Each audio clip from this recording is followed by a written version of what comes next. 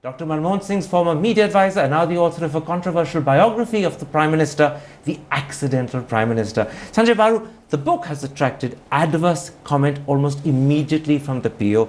They've come up with some stinging criticism.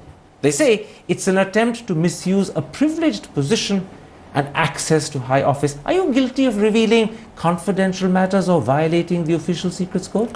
Well, first of all, I'm not guilty of violating the Official Secrets Act. I'm not guilty of violating any confidences where I was told, keep this confidential. I am certainly guilty of sharing a lot of things that I was witness to. And this is a government that passed the Right to Information Act. And for this government to say that sharing what I know as a servant of the people of India in the Prime Minister's office with the people of India, I'm amazed at this statement. There's one quotation in your book attributed directly to Dr. Manmohan Singh where he says there cannot be two centers of power. I have to accept that the party president is the center of power. Did you have two thoughts about whether you should use this or not? Did you agonize over it? Because in a sense, this is self-incrimination. Yes, I did have two thoughts. I had tremendous agony. Let me tell you, it took me a long time to finish the book because of many things in the book which I was not sure if I should include. I thought about them. I consulted people whom I have high regard for and trust in. And this is one of those quotations? This was one of those quotations. I did consult people that I have enormous regard for, very, very responsible citizens of the country, and finally decided that people of India should know this. Another quotation in the book is when Dr. Manmohan Singh said to your father, and apparently he said it also quite separately to Mr. Subramaniam, she, meaning Sonia Gandhi, let me down. Well, you know, as I mentioned in the book, he said it more in sadness. It was not said in anger. It was in sadness at what happened on the nuclear deal at the Hindustan Times conclave. Now, you agonized over several bits of the book, but at the end of the day, you've included them all. And the PMO says that you are exploiting access for commercial gain. In other words, filthy lucre has been your motivation. Karan, writing memoirs by people in public life is an old tradition. Even in India, I mean, P.C. Alexander was secretary to Indira Gandhi, wrote a book. Natwar Singh has written recently a book. Lots of retired civil servants have written their memoirs. But in the West, it's very common. But Robert Gates, the defense secretary of Obama, just recently wrote a book after having been defense secretary of the US, right? So people in government writing books which educate the public at large about the way in which government functions at the highest levels is a glorious tradition, and I don't see it as going after filthy lucre. For heaven's sake, I don't need that money. And when you write a book, it has to be the honest book. There's no point writing a book and withholding what you know. Of course, though incidentally, I've withheld quite a lot. But I can say in all honesty... So there are some secrets that you will take to your grave? There are, and absolutely. There are secrets I will take to my grave. And those are secrets that, had they been revealed, could have been much more devastatingly embarrassing for either Congress or Dr. Manmohan Singh or whoever. Well, I don't know if they'll be embarrassing or not. They would have made me look like someone who's betrayed a confidence, because those were told to me in confidence, and therefore I have not betrayed those confidences. Now, PMO sources are letting it be known that the Prime Minister believes he's been, quotes, stabbed in the back.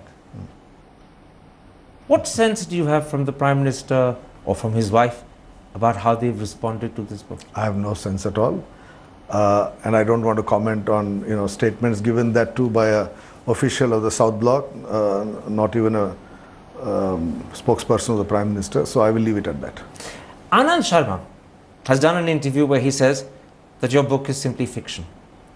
He says you can't possibly know that Sonia Gandhi wanted to offer the job to Pranab Mukherjee without consulting the Prime Minister, that the Prime Minister had preferred Ranga Rajan. You can't possibly know what role Pulak Chatterjee played shuttling between Sonia Gandhi and the Prime Minister. He says this is all fiction. It's simply your word against what he calls the truth. How do you respond to that? Well, I mean, after all, Anand is the Minister of the government. I don't expect him to say anything different. It's quite interesting. I've had interesting telephone calls from people in the Congress party complimenting me on the book.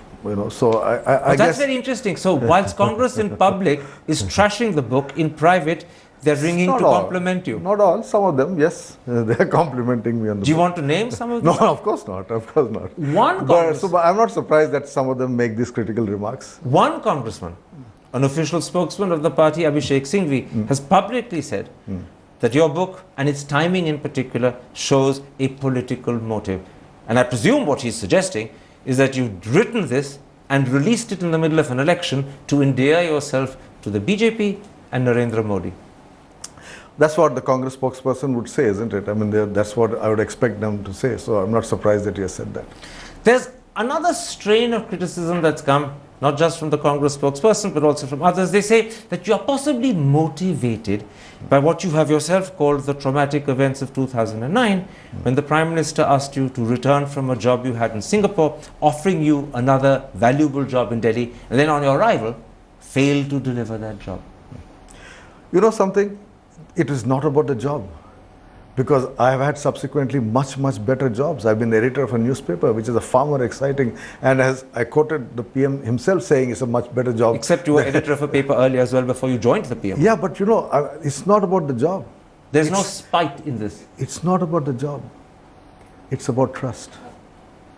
There's a betrayal of trust, which is more than about not getting a job. What people, you know, what the silliness in that statement of those who make this point is as if I was hankering after a job. No, I was seeking trust that was betrayed. That's a very important thing you said. When Dr. Manmohan Singh let you down, he betrayed trust. I felt that way. That must have hurt you deeply. Indeed. Because you looked upon him as a mentor up till then, didn't you? Absolutely. And there were very close family connections. Your father knew him very well personally. Yeah, well, not that well. I mean, they knew each other, but I certainly established a relationship where I felt there was a betrayal of trust. How did Dr. Manmohan Singh handle that?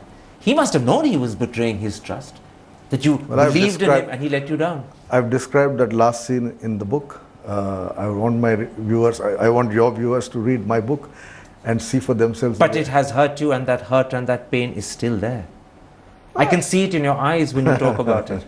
Yeah, maybe. I can't deny that. One last thing. Has this book cost you a close relationship with Dr. Manmohan Singh? In the short run, yes. In the long run, I hope not. I hope when he rereads his book in the solitude of his retirement home, he will realize that actually this is the biggest, this is the strongest defense anyone has offered till today of the Prime Ministership of Manmohan Singh. There's just about a month to go when he moves into his retirement home. At that point, will Sanjaya Baru, the individual who looked upon Manmohan Singh as a mentor, make some small attempt to reach out to him, to bridge the chasm that may have opened up with this? I've already made an attempt. I've sought to see him once he's finished reading the book. I'll wait for him to call me and I'll explain to him what were the ideas that went into the book. It's up to him. But you're going to wait for the phone to ring. You won't ring yourself. No, I've sought an appointment, so I'll wait for the phone to ring. But you do want to make up. You do want to restore the relationship. Absolutely. I mean, it's not as if I've written this book to break a relationship. I've written a book in order for people of India to understand the manner in which Dr. Manmohan Singh functioned as Prime Minister, led this country, offered leadership in a variety of areas, and yet let us all down by succumbing to this party's, pressure of accepting The Sonia, and that to her son. I mean, this young man who I don't think has impressed this country at all. The bit that he may found difficult to accept is when you said, let us all down. Yeah. He has to be a big man to accept that, doesn't he? Sanjaya Baru, a pleasure talking to you. Thanks.